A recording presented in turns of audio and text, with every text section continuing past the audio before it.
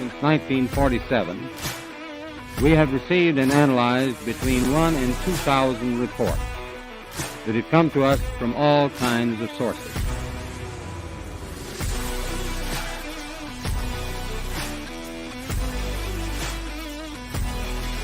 Fleet of them. What's on the ASA? My God. That's not an LNS, is it? It's not. That is an LNS. Well, if there's a thing. We have spacecraft from another species. We do, yeah. How many? Quite a number. Unidentified anomalous podcast.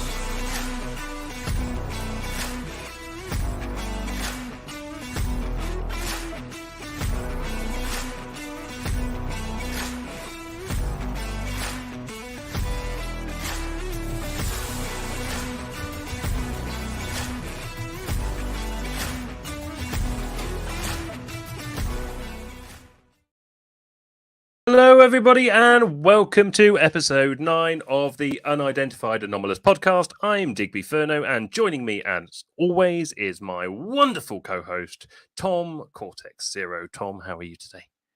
Digby, I'm doing great. How are you, sir? I'm good.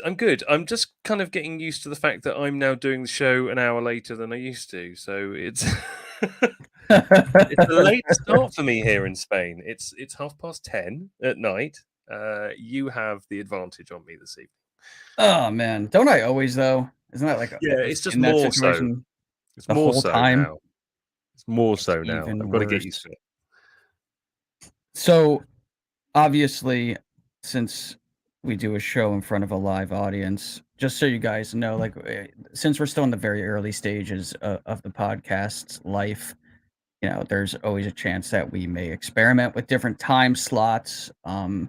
Maybe not go too crazy on switching the days, obviously, because my schedule, as far as like the days that I have off, are pretty set in stone at the moment. But you know, we might try to do it a little earlier just to make Digby's life a little easier because I'm free.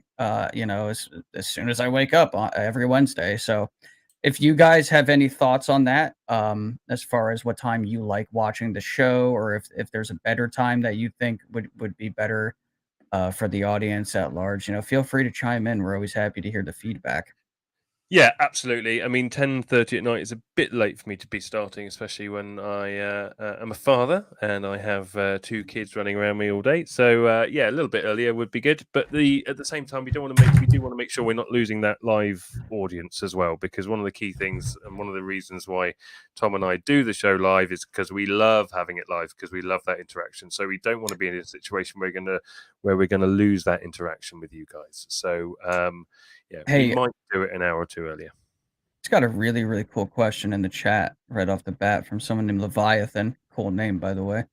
Will you make more gray alien videos on the program and the possible links to demonic activity? Yes. So, in the works, I have a couple different projects going on in the background. Digby knows about them. I've mentioned them before, but I'm doing a second chapter for the Eyes of the Infiltrators, which that is going to now be, that part at least is going to be geared towards the hybridization program. Just the all of the details that one could try to find within the literature when you're researching about the possibility that these beings are manipulating human genetics. And then you bring up a good point. This idea that, you know, like the Collins elite mindset that these beings are potentially demonic in nature, or a link to that. I am going to explore those ideas. Absolutely. I'm also going to be doing something very similar that's geared toward the Nordics and then the reptilians. Again, it's a really deep rabbit hole as far as research is concerned, but I am doing my best. But I am trying to put a bunch of these types of videos out because I do find them interesting, at least the subject matter, despite what I may lean towards and what I potentially believe is actually going on. I want to explore and speculate all available information. So Leviathan, thank you for that. I really appreciate you taking the time to watch that video as well. That means a lot to me. Yeah, I mean the Grays video. We've talked about this before, but your Grays video was absolutely fantastic, and I think Thank the you. I views you appreciate had on that. it were amazing. So any more like that would be greatly appreciated by That's exactly what I'm community working on. at large. It's hard to do. I wish I could spit them out every week, and Well, one day, yes, I hopefully, I'll know. be able to do that. Well, just do what everybody else does, mate, and just get AI to put something rubbish together for you. I know a few people that do that. I won't. Please don't. Big shout out to Paul. Paul's in the chat. Hi, mate. How are you doing? Paul. Paul was on the show last week and sort of Great became guest. impromptu co-host last week, actually, while my internet fell and I disappeared for 45 minutes. He was great. Paul did such a good job. And Paul, I want to let you know too, and hello to Brooke. Happy to see you here as well. But Paul, I got quite a few messages in my DMs about you. He was so good. And people told me about it. They were like, yo, your guest was amazing. So, Paul, hats off to you, my friend. You did such a good job that there were people literally reaching out to me to tell me that you were fantastic last week, my friend. Really, Well done, really Paul. did a good job. We will happily have you on the show again some other time. I mean, the man's knowledge was absolutely fantastic as well. So, and he was a great guest and guest co-host as well. So I think, you know what, man, if this situation we have here, this podcast ends up ever becoming like a group or a team, which I always love seeing that. The more the merrier sometimes. Paul would be like the first guy I would think of. Next, him and Astral are always the guys that I think about. And also, while we're at it, UFO Twitter Week was fantastic, by the way. So I just want to applaud everyone that was involved in that. Digby, I know you were super busy, but I know you got to kind of peek in on certain things when you could, because it's been a little hectic. You'd think with my new lifestyle, I'd have all this spare time, which is what I was thinking I was going to get, but clearly I do not.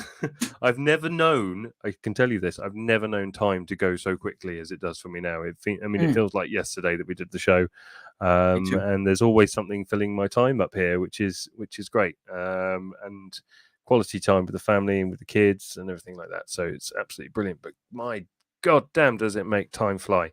But you know what they say, time flies when you're having fun. Did you know, though, Digby, that there is a chemical, I don't know the name of it, there's a chemical that human beings secrete in their brains, and as we get older, we secrete more of it.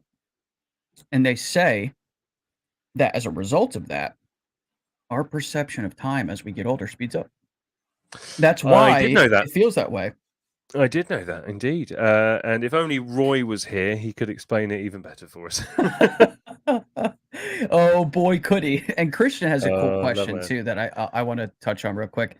Is it me, or are abductions slowing down? Because like the 90s, it was everywhere in the literature. Now people still talk about it, and there are people still experiencing abductions and encounters and such, absolutely. But I would argue, based on your comment up against my own personal research and data, that there does seem to be a drop off going on.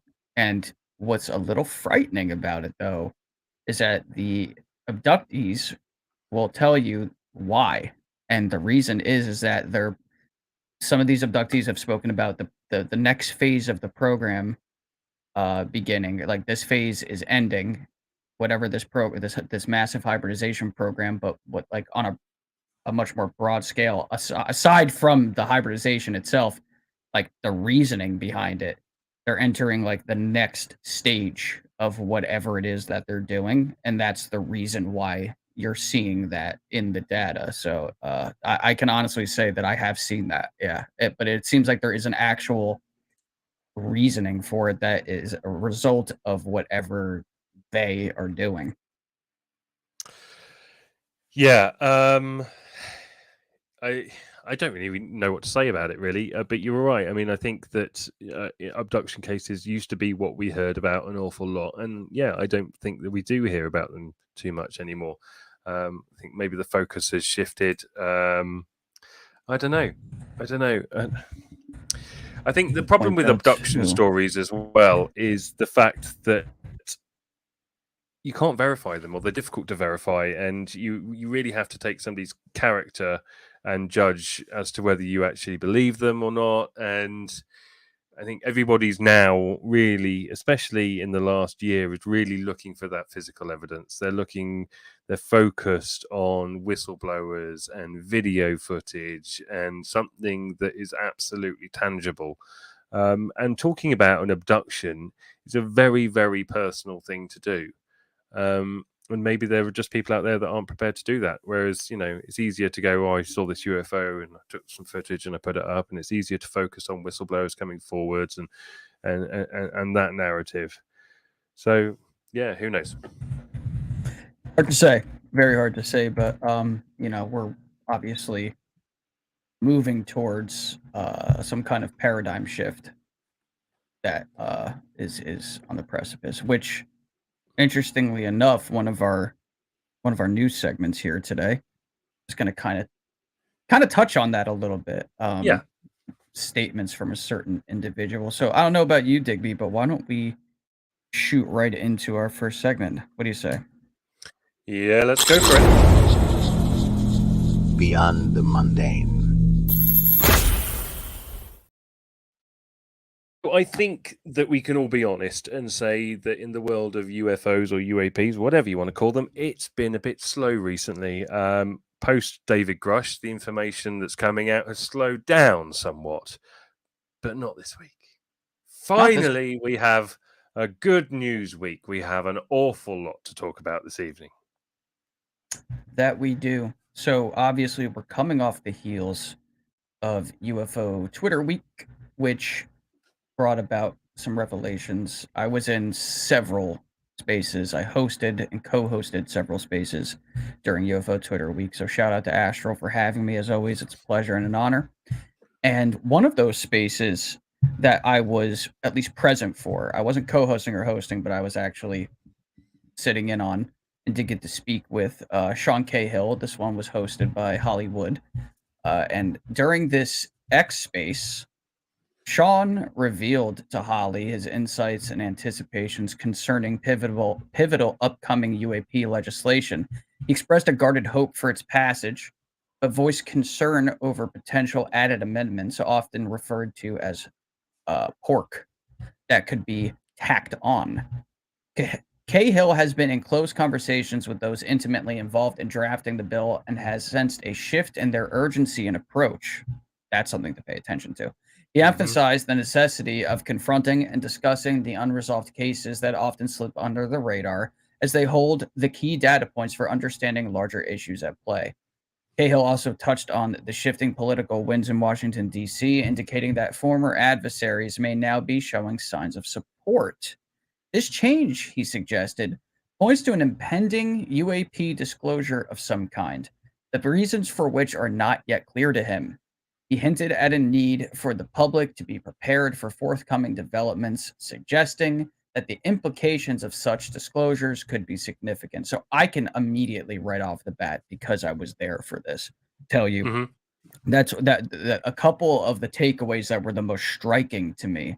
And Sean, on this first point, isn't the first person that I've heard this from. I actually heard this from one of my personal contacts that I talk to. No one else talks to them, as far as I know. And if they do, it's private. I can honestly say this is my source. And the only thing I can say about them is that they're former military. That's it. That's all I can say. It's one of those things where they're like, hey, I'll talk to you, but shut up.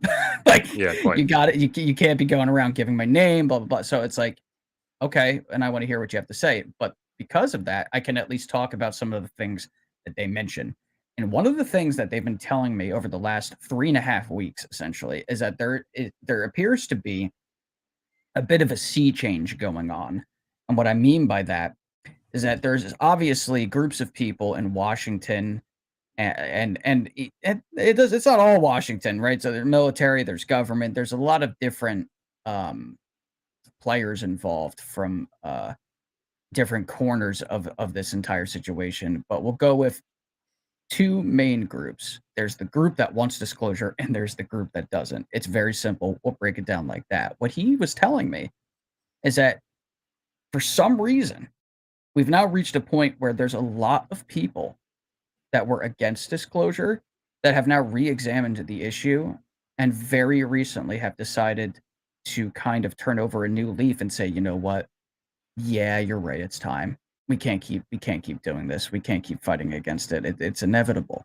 That's the sense that he's getting from what he knows about the situation, and that's my read on it as well. And I guess the other point that Sean brought up that's really fascinating is that, again, there's this mention of urgency, and that all of the different things that you're seeing happening right now, whether it be different movies, media, what the news is covering, like, you can see a drop off in the stigma. There's a race against time going on here to disclose. And we keep hearing about that over and over and over. And some of the people that are speaking about it are very credible. They're not like these weird, basement wackos that hide their face and use weird voiceovers on their videos. Like, these are people that we all know, like the Danny Sheehans of the world, Ross Coultharts, like all of these different people have mentioned it. Chris Sharp, we're going to be having him on the show at some point soon. He has that sense based on what he knows, the people he's talking to, that there is an urgency to get this information out and to acclimate the public because ... And that's the big question. Yeah, I mean, there does seem to be it seems to be overwhelming, and it seems to be coming from multiple sources. I mean, James Fox also said, that something big by the end of this year, he believed, with new footage that was coming out, high resolution, all this stuff coming out before the end of this year, and that 2024 was going to be a big year for this. And I think that it is. The Alpha was coming out. I can't remember who it was. It was last week that came out and said the next president will be the disclosure president. There's just not going to be a choice about it. And we've said it before. The toothpaste is out of the tube, and you can't get it back in. Have there been efforts to slow the pace down over the last couple of months? Yeah, absolutely they have. They've been dragging their heels. But I think you and I, Tom, I think I can speak for both of us when I say we know that it's coming, and we feel like it's coming soon. And as you said, there seems to be some sort of urgency about this. And I don't know what the urgency is. I'm not going to speculate on it too much either, because we really have no information. And if you say urgency, people start getting scared. It's urgent because of something terrible. Not necessarily. It doesn't necessarily mean that. It might just be a simple case of, it's urgent to disclose it before they feel that somebody else is going to disclose it. Do they feel that China have some information that they might release, or Russia, or North Korea, or Mexico? Like this? Mexico, Right? Yeah. So the urgency may just be the fact that the US and its allies like the UK and other countries want to be the ones to get a handle on this, and want to be the ones to release it and control the narrative on it. So the urgency may just be that. So when everybody's going around saying there's an urgency to it, we're not trying to incite panic, because I'm certainly not panicking. All I want's the truth, in whatever shape or form that comes in. And I do think that 2024 is going to be the year, and I hope I'm right. I'm right. Okay, so that's a bold prediction on your part, sir. It is. I hope I'm right. But the other thing is that the trouble with evidence is it's whether people decide to believe it or not. And some people could argue that we've already been given evidence, but for some people it's not enough evidence. So, one for you guys in the chat, and it would be interesting to see some answers on this, and we'll put them up on the screen. But what is enough evidence for you? What would make it completely irrefutable that aliens exist, that we have contact with them? What does it mean to you? Pop it in the chat, and we'll put it up on the screen, and we'll bring it up. But I think it's very interesting comments by Sean. I trust him. I think he's a great guy.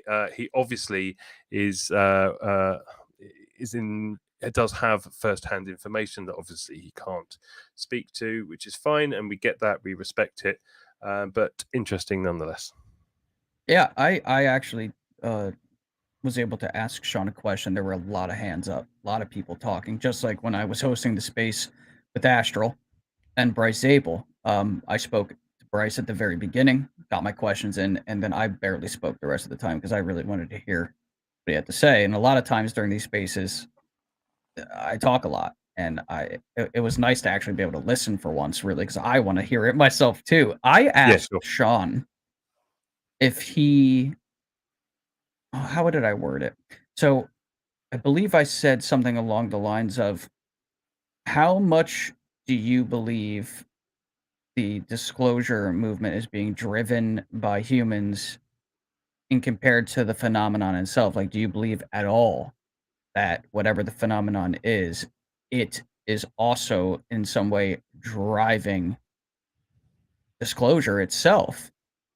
And in no uncertain terms, he said that he believed it was actually very obvious, starting with this massive, massive uptick in sightings. Like, people don't always have access to all of the data. Sean's in a position where he's probably seen a lot more than like the average public individual, even myself. Even he has access to certain things, and Yeah. he said that there is a huge, huge uptick in sightings, and it has nothing to do with people and cell phones and things of that sort. He said it's like a very blatant blip in the data, and he thinks that there's something happening. And he believes that the phenomenon itself is playing a very pivotal role in pushing disclosure. I think that anybody, if they went outside on a clear night and looked up, and they looked up for long enough, and they would see something. I mean, not all the time, but I think that they would, and I've done it myself, especially here. I'm in the middle of nowhere in Spain at the moment, on the top of a Beautiful mountain. nowhere. Actually. Beautiful nowhere. It is very beautiful nowhere, and it's lovely. But you look outside at night, this time of night, look up at the sky, and the sky is completely clear, and you can see stars after stars after stars. In fact, Tom, I sent you a video last week straight after the show. I went outside and I was looking up, and I was catching a breath of fresh air, and I sent you a video. It's gorgeous. I mean, And the lack of light pollution to start off with.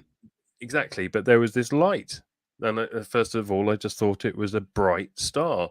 And then I noticed that it seemed to be flashing red and blue, red and blue. It wasn't moving, it wasn't a plane, but it was slowly rising in the sky. And then, a notable speed.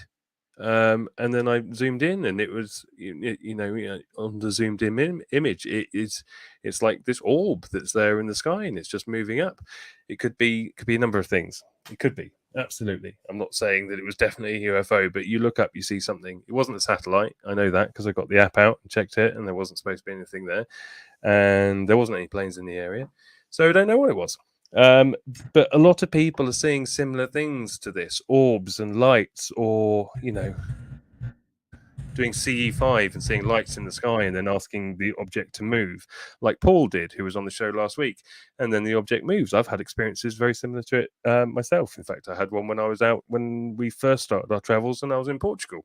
People are seeing more stuff. The activity is there, so look up. You might see something. I didn't tell you. Well, I may have mentioned it, but a couple weeks ago, me and my friend Samantha went out and did like kind of a combo ghost hunt CE5 type thing. And it wasn't anything crazy. It was just me and her. And we went out to this memorial in New Jersey called Carranza's. And Emilio Carranza was a pilot that was back in like the early 1900s. He was flying from, actually it would be not early 1900s, but like maybe like the 1920s or 30s. He was flying from Mexico to New York City and was trying to become the first person to do that, I believe. And the memorial is where he crashed. He ran into inclement weather over New Jersey. He crashed in the woods. So there's always been a lot of activity there as far as high strangeness, paranormal. I've had some really weird experiences back there. It's like a notable haunted site in my state. So we went there, and there's a campground near that, and just woods and darkness, and it was just like the perfect spot to do what we were doing. So you guys may be familiar with the CE5 app from Stephen Greer. We're not talking about Stephen Greer. We're just talking about CE5. So I just want to, it is his app. So Everybody's There's so these- afraid to mention his name. It's hilarious. No, I'm just saying I'm not. This story has nothing to do with Stephen Greer. CE5 is its own thing. I don't like that he sometimes seems to try to take ownership over it. It is a thing that's been going on since shamans have been talking to spirits. So I was playing the crop circle tones that are on the app. All right. Mm-hmm. Now it doesn't loop. Okay. So I played it and I shut my phone screen off and I put it in my pocket, but made sure that the speaker was still out. And we're walking around playing the little bleep, bleep, bleep, bleep, bleep, bleep, Yep. bleep. And the audio file stops. And her and I start seeing, and it was impossible to pick up with the phone. It was just too dark. Cell phones are just not good at this. But straight through the trees, all of a sudden, there was this light that just flicked on. And it began rising, rising, rising. And then it just came to a stop just below where the treetops would be. And I turn and I'm looking at it and I'm like, oh God, do you see that? She says she sees it. And then all of a sudden in my pocket, the crop circle tone starts playing over again without me hitting play. My screen was off, everything. There was a lot of weird things that happened that night. We were filming straight down this dirt road. And on both of our phones, she has an iPhone, I have an Android. So 2 cell phones. We're doing this. For whatever reason, not only were we having trouble in focusing on anything, even when the phone light was on, but there was this warbly haze that was going on in the video where it's like if you look at a mirage on a hot road in the middle of the summer, and we're struggling to even work with this. Mm-hmm. And then she noticed down the path, she was like, I feel like I see something moving. And I'm like, okay, I don't want any interference of any kind. The moon is really bright this night. It was like the harvest moon, whatever it was. It was like a full moon. So it was semi-moon bright during the evening, up until sunrise.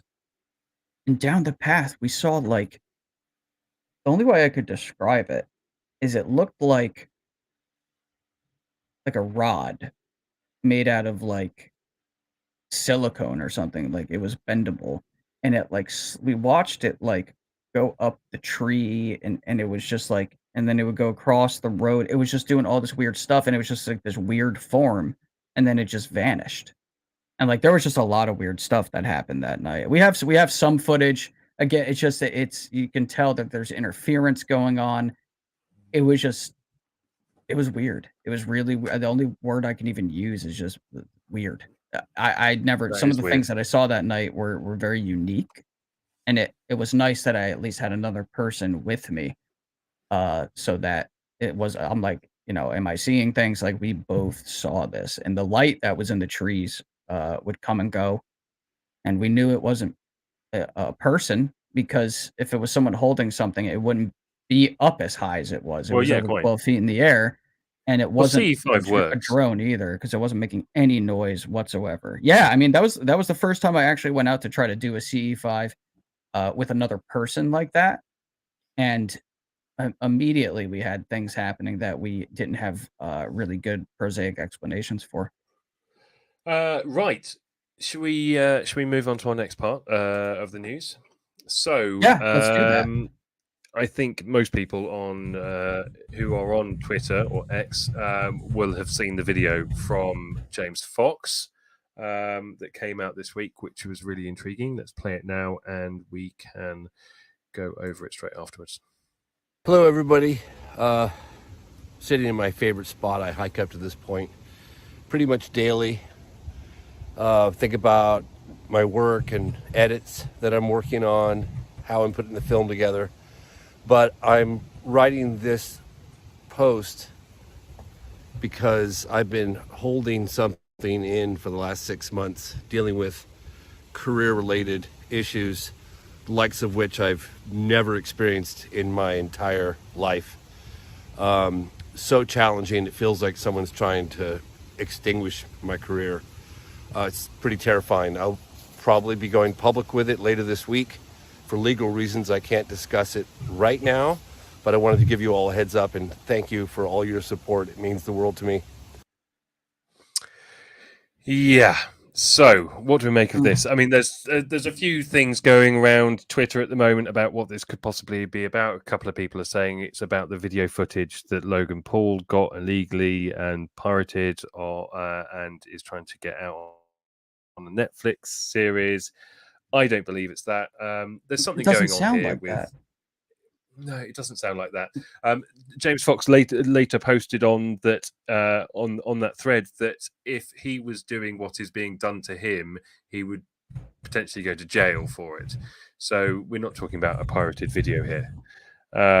We don't know what it is.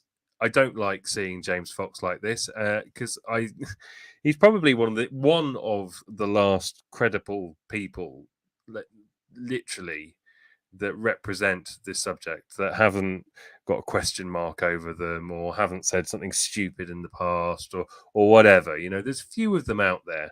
And James Fox really is one of those people. And to know that he's been going on with this for the last 8 months, and this has been going on in the background, while he's also been doing all these whistleblower interviews, while he was at NASA, while he's been spending all this time in DC trying to get all this extra information, while he's been trying to put his next documentary together, which apparently he's got 95% of it filmed now, so we can't wait to see that come out, but I think that will probably be towards the end of next year. But it's not nice to see him like this, and I hope he gets to the bottom of it. Tom, what have you got? Any ideas? Yeah, I do. We all know, because James has been talking about it, that apparently recently he has been on camera interviewing firsthand whistleblowers, firsthand. So individuals that may have worked on legacy programs, that may have been in the presence of non-human technology, that may have been a part of the teams that were reverse engineering some of this technology. And I think that's what this has to do with. Yeah. It could be threats, defamation of character. Again, look what they did to Grush, when they released his medical records and tried to make him look like he was like straight out of the loony bin. I think it's something along those lines. I'm not going to say who, but there was an individual on Twitter that said that James was butthurt, essentially, over the Logan Paul clip, and now he can't make money off of it. I'm sorry. That sounds absolutely ludicrous. I think it's uninformed, and it just sounds like a low blow. And it's unfortunate to see people speak that way when someone comes out and says something like this. Has James ever done anything really that would make you think that he's a charlatan? Honestly, when a guy spends as much time as he does researching a specific incident case, let's use Virginia as our prime example, and then he works his ass off to put a documentary together. Like, yeah, come on, man. Like, yeah, you should have to pay to see that documentary. It's like, well, this is information that's, the whole world needs to know. Yes, of course. But it was an investigative effort that was filmed, that was edited, that was put together. Like, people have to eat. He has a family. It's his career, for God's sake. There's nothing wrong with charging. No. There's nothing wrong with charging for a documentary that you made. There's not. It's you got to also think too, that money, there was money spent making the documentary. So it's, for all we know, he could have just broken even on that. He may not have even really technically profited. But let's say he does. Let's say he does profit for a second. Coffee profits off it. It's his career, and anytime you spend doing anything, anytime you spend doing anything, you deserve to be compensated for your time. I have to thank you for saying that, because it's not even a question. He should be making money. He should be making a healthy living off it. It's his career. He provides a service and entertainment to the public. And there's nothing wrong with it's capitalism. And I'll say this too, if Digby and I went out and made a documentary, right, and let's say we spent $10,000 making it, right? I'm just throwing out random numbers, and then we profited 10,000. Well, guess what? That 10,000, we can now go and we can actually take that and we can put it into the next one if we want to make one, right? Like, the profit could be used. And I could also go out and buy a big, massive T-bone steak and a lovely bottle of Malbec if I wanted to too. But that's the point. Do you know what I mean? People, when it frustrates me that there seems to be less and less nuance involved when monetary gain is involved. Like, money is what makes the world go round. It's how we survive. It's why I get up in the morning to go do a bunch of crap that I don't like doing. I don't like going into people's weird houses that I've never been in before and have to drag a couch up the steps into their apartment. Like, I do that because I have bills to pay. Like, James is in a position where he can go and he can try to pull the lid off of something very secret, go investigate it, and he can support himself doing it. Like, that's a beautiful thing. Honestly, it is. And I don't believe that James is out here trying to just, tell ghost stories. He is, I mean, go watch Moment of Contact. Do you really think that gentleman that was standing on that hill sobbing was an actor? Because sometimes I hear these excuses. It's like, oh yeah, they paid that guy just to stand there and cry. It's like, do you really think that? It just sounds outrageous to me, man. I don't know. Like, we're dealing with something extraordinary, and he's trying to basically bring it to a large audience. And how do you do that? Documentary film? Why is it if David Attenborough goes out and makes a wildlife documentary and makes millions off it, which I'm sure he does and has done throughout his entire career, why is he a respectable journalist and TV host and all of this lot? But as soon as somebody does it within the UFO community, they're called a grifter. You make a really good point. How is that any different?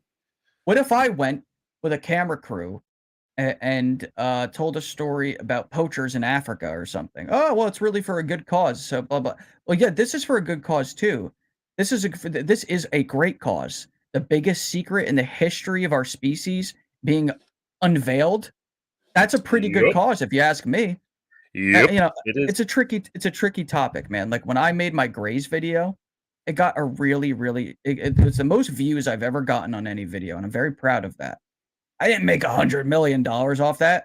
I was just happy to see people enjoying what I created. But when a couple dollars comes in, that feels really good because you put time and you put effort in it, and then I can take that money, and maybe I can go get a nicer camera and upgrade my content a little bit. Like, or a mic stand that works, Tom. Right? Yeah. I ordered a mic stand off of Amazon, and it is still not here. It wasn't available. We don't like for to see you with shipping. a floppy mic. We don't like to see you with a floppy mic. I'm doing whatever I can to make it work this evening. It just stopped working. I woke up, and this isn't actually like a microphone stand per se. It's a cell phone arm, but it grabs the microphone, and I had it, and I was like, oh, I can use this. Thank you, Paul. I appreciate that, man. Paul is such a nice guy. I'm very, very, very humbled by anybody that watched that video. What's up, Gamble? Long time no see. It's nice to see a couple people in here tonight from when I was just like streaming games and stuff too, man. One of my old moderators is here. Really, really cool. Lily, thank you for being here as well, if you're still here. It's probably really a good time to mention as well. Tom and I talked about this at the beginning of the show. Tom stops moving his mic because it sounds like I'm going through a wind tunnel. Go ahead. This is going to be the last week that we are going to simultaneously broadcast on Tom's YouTube channel as well. So if you are currently watching the show on Cortex Zero YouTube channel, can you please search UAPOD at UA-pod on YouTube and subscribe to the channel there, because we really need to start condensing our views onto the one channel. So everybody that has watched up until this point now on Tom's channel, thank you so much. But if you could please, from today, head over and find us at UA-pod on Twitter. Give us a thumbs up, give us a follow, give us a share. Everything like that really helps, because, you know, Tom and I are class A grifters, and we really need to start making some money out of this. It's been really cool. It's just we want to start consolidating and making the actual channel for the podcast, like the actual home. So you can find us on YouTube. It's at UA-pod, and then on Twitter and X, it's at UAPOD. 23. Yeah, so I mean, we've got all these views everywhere at the moment. I think when we had Ashton and Ronnie Vernay on, I mean, I think our views went, in the end, they went, above 15,000 views, almost hitting 20,000 views, which was amazing for that video. Really cool. And Tom and I are both particularly proud of that episode. It was a cracking episode. But when you look on our YouTube channel, it looked like we had about 400 or 500. So we just need to start condensing those views down. It's going to help us get an awful lot more guests as well, because it can show our viewership a lot easier. Not to say that we don't have some great guests coming up. November and December looks like we've got some great ones. Michael P. Masters has said he'll come on for us in December after his semester is over. So he said early December. So I will touch base with him this week and get that planned in. But look, to help us, please subscribe, please follow, please share, please do everything you can to help get this channel out there, because Tom and I are incredibly proud of the content that we're managing to put out and the guests we're having on. So if you could just do that bit of paperwork for us there, that would be absolutely wonderfully appreciated by both of us. And now I'm going to stop talking about it. Yeah, you are. No, I'm just kidding. Paul said he's going back to stripping. And I said, really great idea. I should try it. Give him the goodies. make some quick cash, right? Lori, thank you for subscribing. For all of you that are going to end up clicking on that link and hitting the subscribe button on the actual main page for the podcast, thank you so much. We love doing this. We're starting to, really actually build up an audience where there's consistent people that we see every week in the chat. And that's really cool. That really feels amazing. Like the connections with people. That's what I always say about this community, man. It's the biggest thing. I was saying that in the spaces all week, like the camaraderie and you build up a rapport with people. It feels nice. It's nice to have human connection. That's why we do what we do. We have this shared interest. We do it live. This is why we do it live, because otherwise it wouldn't be as much fun. And we love seeing the comments come in. We love putting comments up on the screen. You guys watching along live are really, our extra guest on the show every single week. So thank you all for being here. Now, the next bit of news, Tom, I'm going to let you do this news segment, although I really wanted to do it because it is, quite frankly, an early Christmas present for the whole of UFOX and the UFO community. Oh, so you must be referring to Sean Kirkpatrick getting the boot. Yep. Bye. Is he really getting the boot, baby? Bye. Is he really getting the boot though, or because it seems more that he's stepping down, right? To be fair, I think he's doing this of his own free will and volition. But anyway, he's not the guy for the job. Read the news and we'll discuss it afterwards. Yeah, he's not the guy for the job, in my opinion. Sean Kirkpatrick's tenure as the head of the All-Domain Anomaly Resolution Office, or as we all know, AARO, is drawing to a close after 18 months, a stint that, in my view, has been underwhelming and marred by ineffectiveness. Kirkpatrick announced, "I'm ready to move on. I have accomplished everything I said I was going to do," a statement which, frankly, rings hollow considering the lack of progress under his watch. He's been a controversial figure for those of us eager for true disclosure. Critics, myself included, see him as part of the ongoing problem in the UFO information bottleneck, seemingly disregarding crucial whistleblower testimonies such as those of David Grush. Kirkpatrick's departure can be seen as a positive step, potentially clearing the way for more transparent and effective leadership. While Tim Phillips steps in as the interim leader, the search for a permanent replacement offers a glimmer of hope for renewed vigor in UAP investigation and disclosure. There's a chance to appoint someone willing to challenge the status quo, take whistleblowers seriously, and push for the transparency we desperately need. With Sean Kirkpatrick's exit, the question now is who can lead AARO out of the shadows of obfuscation and into a new era of openness. The community's voice is clear. We need a figure who is not just a placeholder, but a pioneer. So, I will say this. I can actually throw this in. I don't have the name of who this appointee is going to be, this new director, but from what I understand, they interviewed 4 specific individuals. Yep, and they pretty much have their choice. Bryce Zabel told me during the space the other night that he knows the name, and so does Ross. They know the name. And what was interesting about that is he didn't say who it was, but his tone sounded hopeful.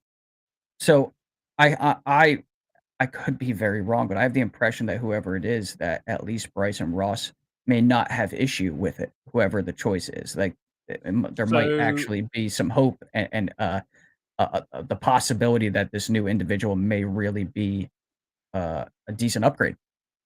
So, if you were a gambling man, which I'm not sure whether you are or not, who would your money be on?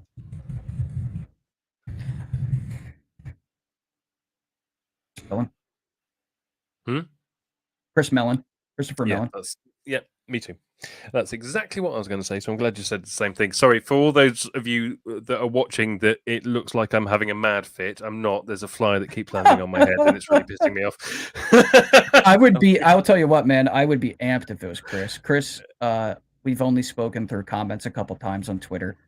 I like Chris a lot. I do. I think he actually means business. And I think he really wants disclosure. I don't think he's part of some kind of like disinfo campaign. Because I know there's some people that think that anyone tied to like Lou Elizondo is a disinformation agent, that Lou is a disinformation agent. You know, sometimes I think things may just be just as simple as it seems. Like, maybe really actually who he says he is who he says he is. Like, hey, I had this job and I saw what was going on and I felt like I wanted to make a move. And this is what we did, and we want this to be out in front of the public. Like, maybe it really is just that. I could be wrong. My God, Tom DeLonge could be a goddamn agent. I have no, you know what I mean? Like, I can't prove or disprove any of this. But when I spoke to Lou myself, when I spoke to certain individuals myself, I didn't get the sense that I was talking to like someone who was feeding me nonsense. And I'm just being honest, right? Like, my bullshit radar wasn't going off, and I get it. I see the little stories out there about, but nobody's perfect also. And if this is a planned operation, disclosure, and Lou was appointed as the individual to get things rolling, then so be it, because we're still getting disclosure at that point. Quite. With the statement he made when he put, "I have accomplished everything I said I was going to do," what is he talking about? I don't know. I don't know what that really means. Maybe in his own mind. That's a funny statement to make because he hasn't accomplished anything. Yet he's saying he's accomplished everything. So did he have a different goal to everybody else, or is he living in cloud cuckoo land? You know, and it could just be a sort of a diversion tactic. Be like, well, personally, I'm happy with the job that I did. It's like, yeah, okay. Yeah, it sounds like something anybody that would be stepping down would say, like, you know, I think I did a great job, blah, blah, blah. Because, of course, you're not going to talk badly about yourself in situations like this. But we have an opportunity here for some good. We really do. We do, absolutely. The other puzzling thing was, and Ross Colthart put this out on Twitter yesterday, also that he being Sean Kirkpatrick, has set up an LLC in his name in North Carolina with the legal name of Non-Linear Solutions LLC. You pointed that out to me before the show. I just think that's a really interesting name. Yeah. What does that represent? I mean, it could be something silly, right? But it could be. Digby, I'm sure a lot of the wonderful people in our chat have heard this too, but I've heard many stories about conferences or little get-togethers that have happened behind the scenes, behind closed doors, where Sean Kirkpatrick has gone as far as saying, yeah, we know this is non-human. We know this, and then he says something completely different when he's out in the public. I've heard that so many times that he's very aware of the fact that we're being interacted with by NHI. But then when he's out in front of the cameras and the microphone, that's not, he's playing very coy. So I'm just, it's very confusing at times. This news also comes weeks after it was made clear that he had his own sort of private council of people off the record that were advising him and pushing him in certain directions as well. So troubling. Yeah. But isn't it odd that he would even mention that? Right? I thought it was weird that he would even say anything about that. And I was almost wondering if like that was him low-key saying, hey guys, I'm not in control here, and I'm doing my best, but these people have a hold over what I can and can't say. Which, if that is the case, then I feel sorry Yeah, for the guy. that's a different way of looking at it. So obviously, he's a bright gentleman. You know what I mean? I want it to be very clear that I am not attacking the guy's character or him as a human being. I can't even speak to how he is as an actual man, as a human on this earth. I have no idea. I don't know if he's a nice guy to talk to. I don't know if he, gives to the poor. I don't know. He might be a very, very nice person. I have no idea. But it didn't seem like things were getting done with him at the helm with AARO, and we need to shake things up over there. If AARO is actually going to be what we, the people, want it to be, if it's really going to represent us as government is supposed to begin with, then that's a good first step to doing it. Do you not think that it's obsolete already, though? I mean, if you've got whistleblowers that are bypassing AARO and going direct to Congress, and we're going down this route, what really is the need for AARO now, apart from going over old footage and trying to determine whether they think it's real or not real? I mean, do you know what I mean? Is I do know what you information mean. going to come out somewhere else and just surpass the need for it? And by the time they actually get an answer, everything else will be way beyond them anyway.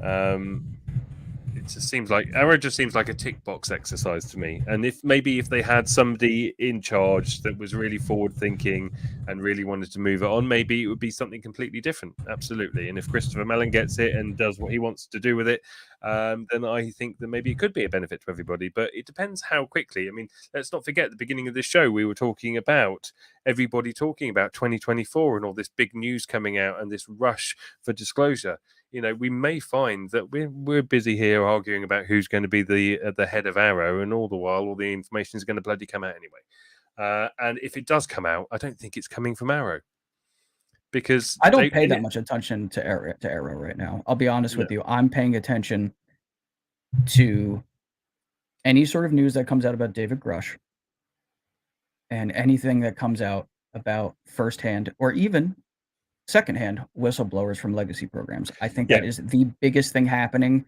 that, we'll hear a little bit and then it dies down a little bit. We hear some more, it dies down a little bit. Sean was even talking about it, Sean Cahill, during his space. And Bryce as well.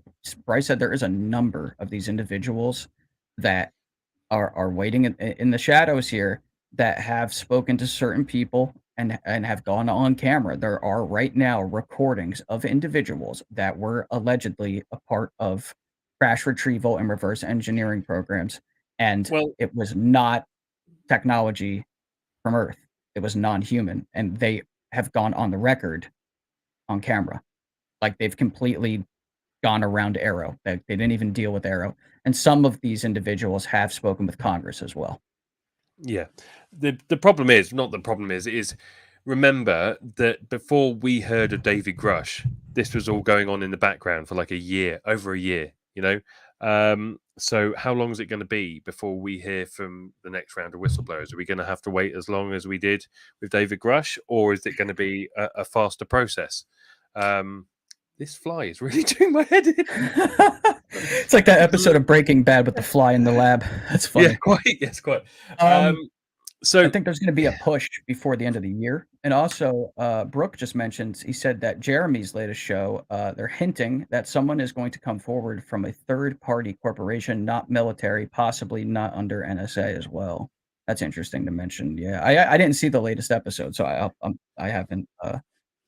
haven't been made aware of that until now. So thank you, Brooke. I appreciate that. I'm just one guy. I try to stay up to date with everything. So does Digby. But goddamn, is it difficult sometimes, man? Well, I just cram on Wednesdays now because I don't seem to have as much time. I think we do. Like, I see what I see during the week, but then Digby and I get together on Wednesday, and we come together what both of us have found during the week, and then we do like one last mad dash to see what's happening. Think, Tom, you woke up to 15 messages from me on WhatsApp. 17. Morning, didn't you? 17. Sorry, 17. 17. Yeah. And it was all info, and I was just like, good. Like, this is good. This is what I want to see. Feed me, Seymour. I'm like, Palpatine with the hood on, like, good Anakin, good. But yeah, I was happy to see that. Yeah, it's hard to keep up with this, but I think there may potentially be a mad dash before the end of the year to get at least one of these whistleblowers out in the public and Tom, have them speak. When disclosure happens and all the information's out there, what the hell are we going to make our show about? Whatever they talk about, whatever they actually give us. I think one of the biggest things that's actually going to be covered is what they don't give us. Like, let's say, for instance, they came out and used any number of cases as like their prime example that they have, like maybe a crash retrieval or evidence from, right? Let's say it's I don't know, let's say it was a Kecksburg or something, right? But that ship left apparently. But let's say they had something from that, or they had something from the Aztec crash, right? I'd be like, okay, where's Roswell? Where's the footage from Malmstrom? You know, like where are the bodies from Virginia? I think that's what could possibly happen is that, like, if you admit that just one of these cases is real and you have material from it and you have biological material from it, it's going to open the floodgates and we're going to be like, you can't, yeah, with other where's cases, the rest of it? Yeah, they can't do half. They can't just go, oh yeah, this case was real, because everybody else will just jump on it straight away. I think that's the Certainly trouble people they're running within our into as community. well, Yeah, because they know this. They're not these are not dumb people that are running the show here. They're not they know what they're doing, and they've probably looked at disclosure from angles that you and I haven't even thought of yet. I'm sure of it. They've probably even gone as far as thinking about the possible implications. This is something that I've been running over working on my latest YouTube video, that with the world being in such a tumultuous state, that is it possible that disclosure ends up driving some people into completely losing faith in our establishment and then looking to the NHI for that, that glue to keep things intact. Like, oh, these other beings, they should start running the show. Like, there's people who may just completely throw their arms up and say, well, you know what? Our governments can't figure it out. Maybe they should figure it out for us. There's a lot to consider here with the world being in the state that it is. Oh, it looks like Digby is having internet issues and it's just me for the time being. That's interesting. Didn't expect that to happen. So I'll move on to the next news story until Digby gets back. I can see that he's actually logging back in. Digby, are you here? I think he's here. This is what happens when you're moving all over the world, right, Digby? Hello, can you hear me now? Yeah. I was actually just gonna push us into the next news story, which you are going to fill us in on. Yes. Sorry, I disappeared then. I think I have one of my neighbors downstairs doesn't like sleeping with Wi-Fi on, so they unplug the Wi-Fi router at night time. So I think I was switching from one Wi-Fi router there to the next. Doesn't like sleeping with the Wi-Fi on. Wow, I've not heard that one before. Yes. So the next topic for this evening is quite diversive, isn't it? I would say. Oh, it's controversial. We've gone over it before, but there's been some new revelations, some new information.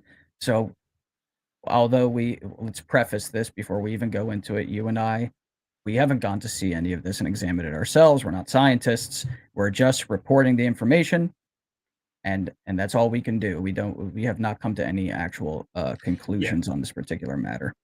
So, yeah, absolutely. Look, Tom and I aren't here to get into arguments with anybody about what's real and what's fake and who's a grifter and all that jazz. That's just not our bag. We can give personal opinions sometimes, but generally speaking, for the show, we like to we like to sit on the fence. We like to ask questions and give you guys the information that you need to make your own decision and your own mind up. We're not interested in getting into confrontational subjects like this. So we're just going to report on this as we see it and go from there. So as many of you are aware, there was a second UFO, UAP, alien mummy hearing, whatever you want to call it, in Mexico. And so let's just go let's just start with that. So, recent developments from a UAP hearing in Mexico discussed by Jaime Musan have reignited interest due to the purported alien mummies in Peru. These mummies are now academically scrutinized, display unique physiological features such as uniform hollow bones, suggesting possible extraterrestrial origin. The consistent bone density and the presence of the eggs with vascular connections imply a complex singular species. The use of osmium, a dense rare metal in the structure, especially in bone metal fusion, challenges our understanding of ancient technology and suggests a civilization with advanced knowledge. These findings pose significant questions about non-human intelligence and the lack of serious scientific investigation into these phenomena. So basically what we're talking about here is, I'll break it down into a few sections because I've looked into this more today than Tom has had time to. So I'm just going to report on what I saw as I saw it from the Mexican hearing. So the first part, I've just got some information jotted down about this. So first part is basically they were talking about the fact that the mummies have hollow bones. Now, originally, when everybody started talking about this, everybody was saying that they were pulled together by a mixture of different animals to create the shape, and the mummies were falsified. The information that they're coming out with now and the scans that they are displaying say and suggest that the bone structure, the bones are actually hollow, which you only really see in reptiles and birds. So first of all, if they were put together, they were only put together from a certain type of species. They're also saying that there is a uniformity to the thickness of the walls throughout the bones from one bone to the next, which basically follows a natural flow and a natural order, which would also suggest that if it was faked, it would be more difficult to fake. Let's just put it that way, to put it politically. The other point was the use of osmium. Now, osmium is a material that was discovered in the early 1800s. The mummies have been dated to be around 1,000 years old. So the possibility of having refined osmium 1,000 years ago seems unlikely. As I say, I'm just stating what was stated in the hearing. You can make your own mind up about it. The other interesting point, and this is interesting, and it's one of the key points that I took away from it, was that the breastplate was removed from one of the mummies. And this breastplate, the bone had fused to the breastplate with no obvious signs of the way that it was connected. Now, let's look at you having a tooth implant, Tom. If you have a tooth out and they need to fuse another piece of metal to put another tooth onto, they have to screw it in. Yep. And if you were to have that tooth then removed 30 years later, you would see parts of bone fragment on it. Not probably much, but to a certain degree, the bone would have fused to the metal. Now, these breastplates have bone fused to them all the way along without any visible signs of the way that it was connected. First of all, that shows the possibility of a level of advanced technology that would be able to perform that procedure in the first place. But it also shoots down anybody that says that that part of it was faked, because for the bone to fuse to the osmium, the specimen would have had to have been alive at the time. Otherwise, the bone wouldn't have fused. Those are the key takeaway points. Now, it's murky. It's really murky. It is. Say that. It is murky. And, you know, there are people out there that are saying, well, the left femur's 8% longer than the right femur, and on one of them, and all these funny things. And could they be right? Yes, they could. Could they be wrong? Yes, they could. Who knows? I mean, I've got my sister, my eldest sister. I won't mention her name because she probably doesn't want me to. But my oldest sister, she, when she was born, she had a displaced hip, and one of her legs was longer than one of the others. She had to have pins in her legs and have her leg stretched out so that her leg was the same length as the other leg. She's got a massive scar on her thigh from when this was done when she was a child. She still walks with a slight limp because one of her legs is slightly longer than the other. You don't know. Nobody knows. Nobody knows. And I think the shame here is all this information has come out, and it's come out through Jaime Maussan, who's got a reputation, which does muddy the water. Am I going to sit here and go, I believe that they're real? I don't know. I don't know. I really don't know. I find the information intriguing. They've called for people to come forward from universities all around the world. Anybody who wants the information, it's there for them. Anybody can scrutinize it. I would say my key point on this for anybody who is looking at this critically and from a skeptical point of view, be careful what you assume when analyzing a 3D object using a 2D image, because errors can be made. Let's just keep an open mind and see which side the coin falls on eventually. And let's hope that some critically thinking people with the necessary knowledge get their hands on the information and can do some further research. That's the point I want to make, is that I'm not going to sign on to any of this until a distinguished international coalition of medical doctors and scientists come together. And I'm talking from like every major country on earth.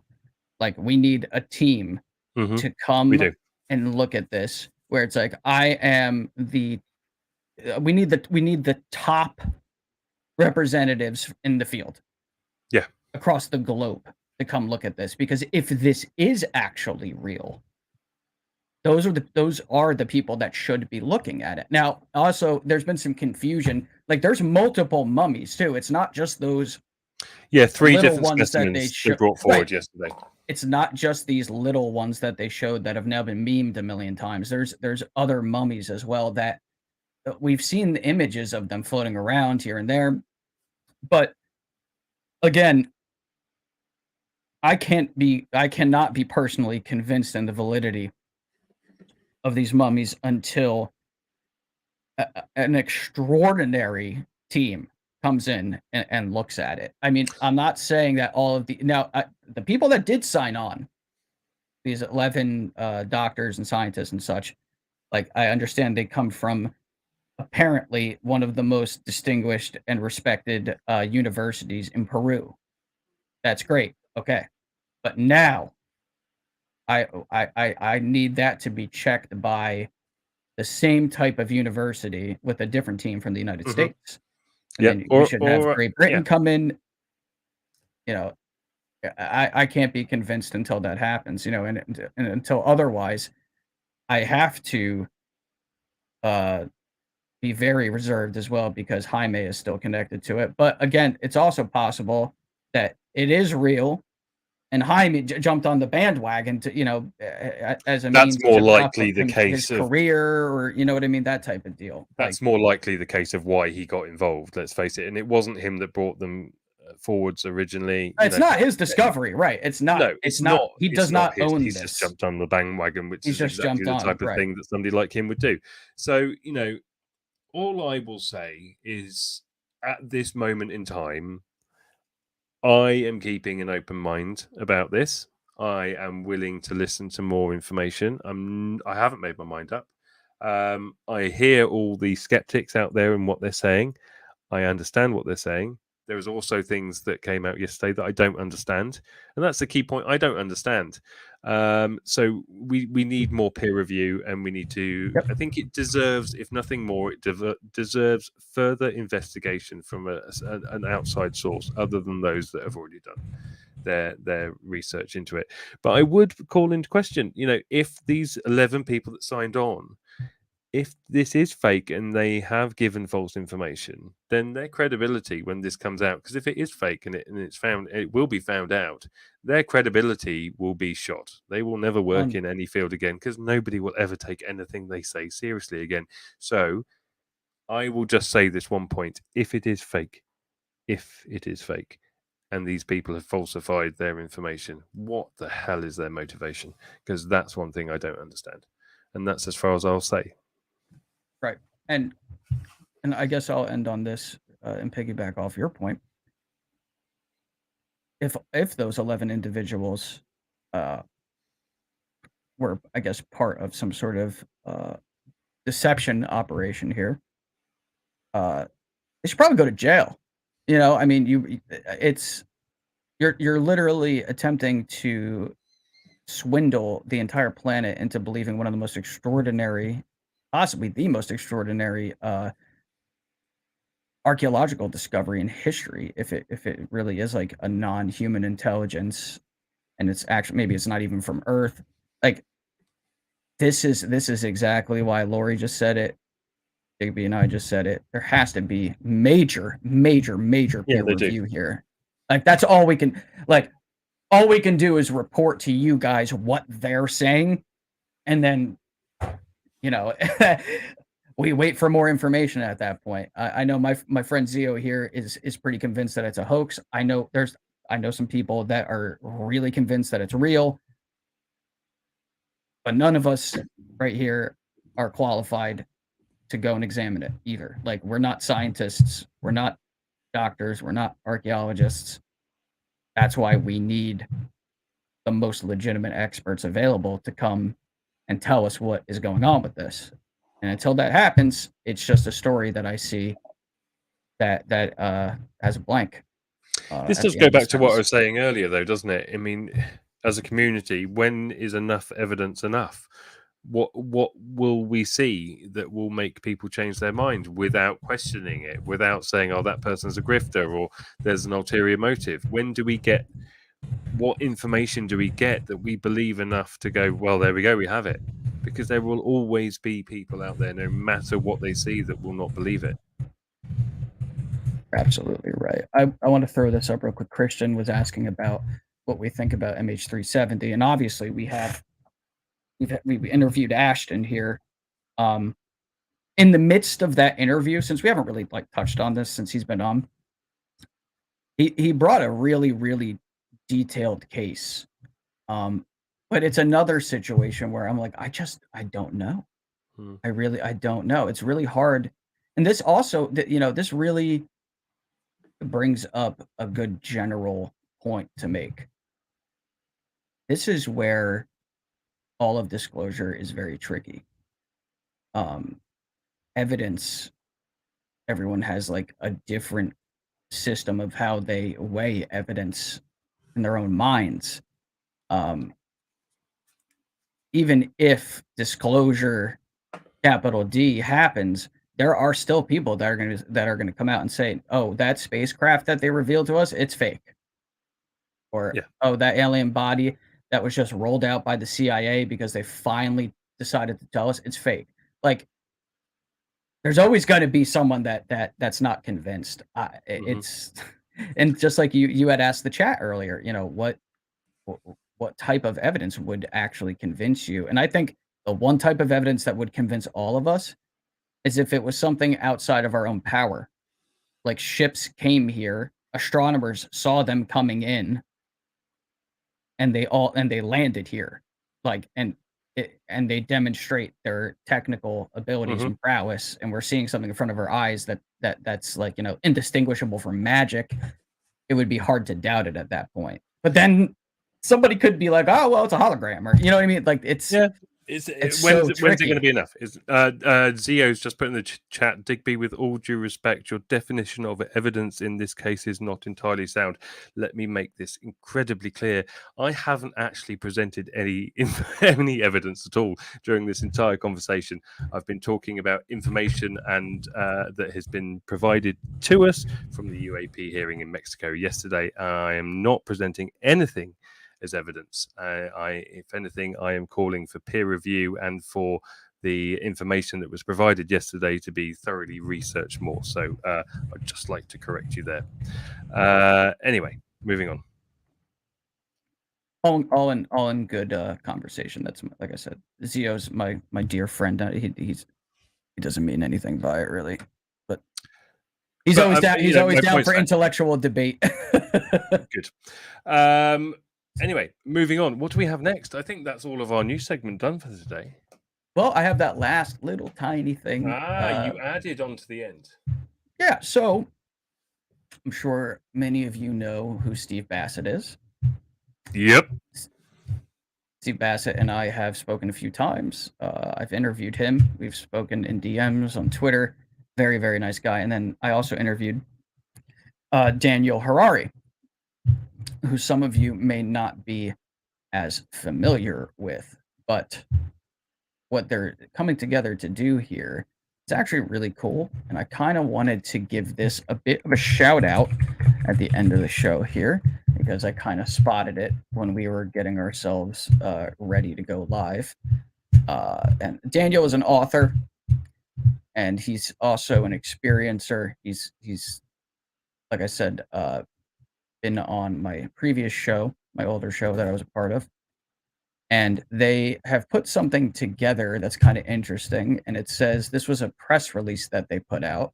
The entertainment industry storytellers and UFO researchers joined forces for the first time ever to launch what's called the Hollywood Disclosure Alliance. It's a new group to provide a more unified voice in the media in conjunction with the impending end of the US government's long-held truth embargo. So I just want to give them a shout out because I like what they're doing here. This alliance is set to challenge the long-standing portrayal of extraterrestrials as malevolent beings in mainstream media. Historically, Hollywood has often shown aliens as hostile invaders intent on plundering our resources and eradicating humanity. The HDA is on a mission to collaborate with filmmakers and individuals who have had close encounters or profound experiences, as well as those well-versed in the subject matter, to create high-budget movies. These films aim to offer a narrative that aligns more closely with the truth embargo perspective, presenting a more nuanced and realistic depiction of extraterrestrial life and its interaction with humanity. So, for example, what I'm getting out of this is, instead of taking all of the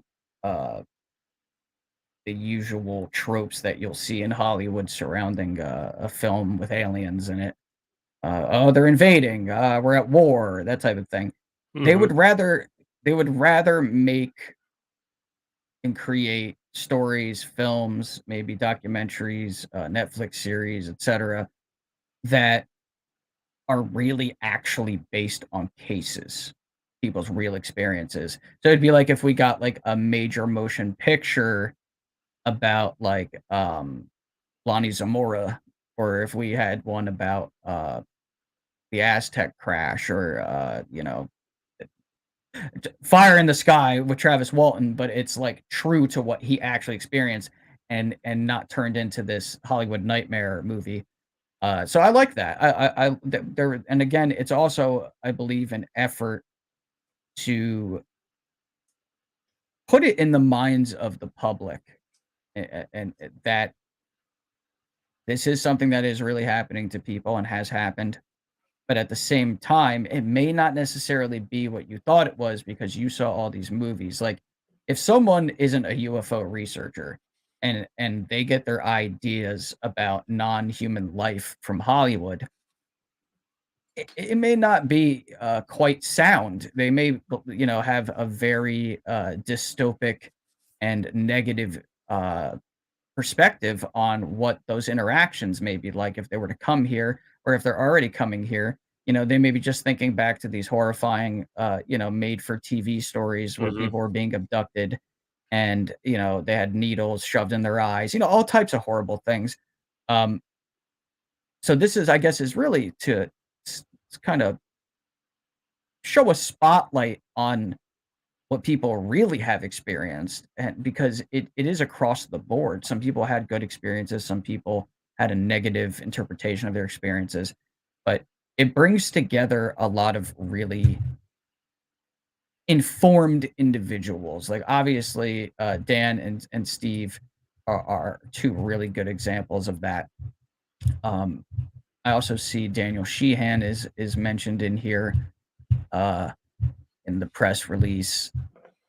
There's some other people that have been mentioned. Ron Janix, Sean Jablonski, Sean West, Jeff Stein. Like, these are all people that have had, I guess, They've worked in Hollywood. There's some people that worked in MUFON. Mm-hmm. So they've really actually put like an organization together here. This is really cool. Well, I mean, it's clear to see that originally when the subject was broached in the world of Hollywood, it was all, fear tactics and everything like that. And it's clear that there was a certain narrative at a certain point of time, and actually still somewhat to this day, although hopefully it will change.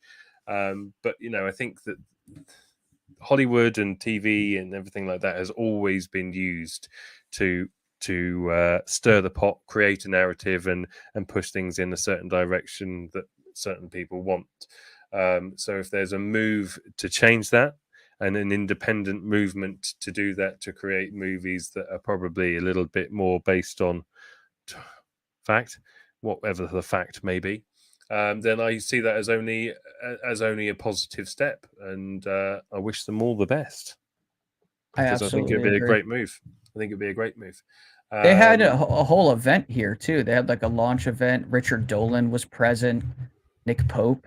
So there's a lot of big names that we all know that are getting behind this thing. So that's really cool. If there can be an actual shift in media, where if you're gonna make a film about non-human intelligence and human beings interacting with it, it's like there's a lot of cases out there that really deserve a film to be made about it. So that's really cool. That's really, really cool. And shout out to Steve, especially Steve and Dan, because I've spoken to both of them, both two tremendous individuals, and hoping to get Steve on the show. And Dan. I'll reach out to Dan as well. I haven't talked to Dan in a while, but I'll try to get them both on the podcast here with us. I'm surprised Bryce Sable's name's not on that list. I agree, but I would imagine Bryce is probably aware of it, and he is probably very much in support of it. I would bet money on that one, and this is kind of in his wheelhouse. But that's it, man. That's what we got for the show. But you know what's left. It is. You know what's left. Yes, I do. I'm just trying to find. I'm trying to find the button. Just wait. I found it. Find it and hit it. Speculation Station. You found it and you hit it. I know. Speculation Station. Man, I always do this, Digby. So is it maybe your turn? Oh, okay. I guess my speculation station, as I have just been put on the spot. Thank you very much, Tom. What does a post-disclosure world look like to you? Oh, that's interesting. That is something to think about. And not in simple terms either, No, it's a massive question. It's loaded. It is. There's so much to unpack with it as well. What does it mean for our world, politically, financially, religion, social structures, conflicts between nations? What happens? Education. I've been thinking about that recently because nobody really talks about that. What education? I do, man. That's right up my street. Yeah. Like, how would disclosure affect the way that we teach our children? Well, hopefully for the better, because the way we teach our children at the moment is complete and utter BS. And that is one thing I will say. We don't teach children to think for themselves. We teach people to repeat what we're told to repeat. Therefore, we have produced generation after generation of people that don't have the ability to think for themselves, or struggle to do so. There was an interesting research done actually recently, and they tested a load of children. Now, I'm going to get the percentages wrong here because I can't remember them exactly. But they tested children at the age of 4, and 95% of the children tested at the age of 4 were on the charts of being a genius. Yeah, IQ wise, Wow. Right, 95%. And then they tested them when they were 11, and then it went down to 4%. Then it went down to 40%. And then they tested them again at university age, and by the time that they were at university, only 5% of the population. So that just demonstrates how that free thinking ability has just been knocked out of people's heads because they don't want us to think for ourselves. They want us to repeat information. And as we go on, we realize a lot of the information that we're told to repeat and everything like that turns out to be incorrect, especially when there are a lot of free thinkers left out there like us, like our viewers. That's why we're here, because we are thinking outside the box. But whatever the motivation may be, the school system, the public school system, the way that it is at the moment, it doesn't work. It's not the right thing for us, and it's not the right thing to create the next generation of people who go out there and invent and create and come up with wonderful things. So yeah, that's my piece on education. Take it away from it what you will, but we should be doing better, and we can do better. That's me on education. But when it comes down to religion, religion, in my opinion, has had an awful lot to do with this from the very beginning. If we are sitting here accepting the existence of NHI in our life today and saying that they're up there now, then the last 2,000 years of our written history is a blink in the eye in the time of space. So the chances that NHI and UFOs and such like have been around since the birth of religion is an incredibly high possibility. Do they have an influence in our religion, or have they in the past influenced our religion to become what it is now? Who knows? So I would hope that actually the existence of NHI would go towards removing the stigma between multiple religions and give people the ability to think bigger and think outside of ourselves and think of us as a species, as a planet, as a people, rather than as a religion. And I'm not going to sit here and bash any religion, because I think that religions have great benefits to people that follow them. Christianity, Islam, Judaism, they all have their positive tropes, but there are always people that will start wars and fights in the name of religion. And maybe the existence of NHI could move us away from that. Our monetary system, the way it creates greed, and the other side you have poverty, all these things surely in a post-disclosure world have the ability of throughout time being resolved. Disclosure doesn't come on a Wednesday and then by Friday all the world's problems are fixed. I would imagine it would take an awful long period of time for that to happen. But hey, I'm just the optimist. I could like be to be completely the wrong optimist as well. I do. I think if you understand language and how that's evolved and the way that we describe things, and then you go back and look at the way certain things are spoken about in all religious texts, you find patterns. Like Klaus in his show, another UFO researcher you guys are probably familiar with, patterns tell stories. They sure do. And I mean, the things that are being described in these very, very old books, it sounds like we're being interacted with from beings that came from the sky in a lot of situations. Like, it's really kind of blunt in certain areas of the Bible and the Quran and such. And Tom DeLonge has mentioned too that there's apparently a strong belief amongst individuals in the intelligence community that are involved with this topic that NHI are the entire reason that we even have religion on this planet to begin with. Yeah. And that it runs very deep. I believe there may be an element of truth in that. Yeah. I mean, it doesn't take a big stretch of the imagination to put the pieces together.